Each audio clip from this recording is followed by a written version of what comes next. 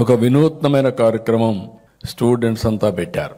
అది మీరు చూసినప్పుడు గ్రీన్ పాస్పోర్ట్ ఇంట్రడ్యూస్ చేసి ప్రతి ఒక్క స్టూడెంట్ కూడా ఇన్ని నెంబర్ ఆఫ్ చెట్లు పెట్టాలి, ఆ చెట్లు పెట్టి ఆ వాతావరణంలో వీళ్ళు కూడా మమేకమయ్యి భవిష్యత్తులో నేను పెట్టిన చెట్టు ఇప్పుడు కూడా బాగుందని గుర్తుపెట్టుకునే విధంగా గ్రీన్ పాస్పోర్ట్ కూడా క్రియేట్ చేశాం.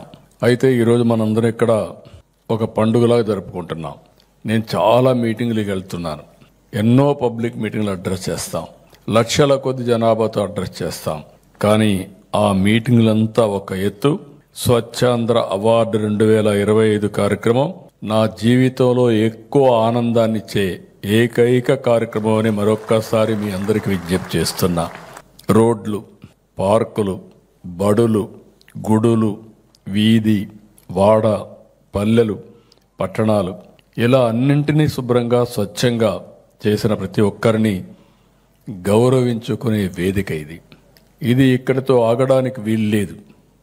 మిమ్మల్ని చూస్తుంటే మీలో ఒక్కొక్కరు ఆపరేషన్ సింధూర్ వీరుల్లాగా కనపడుస్తున్నారు నాకు. అలాంటి వినూత్నమైన కార్యక్రమాలు చేశారు. మన సైనికులు ఆపరేషన్ సింధూర్తో ఉగ్రవాదుల శిబిరాలను తుడిచివేశారు.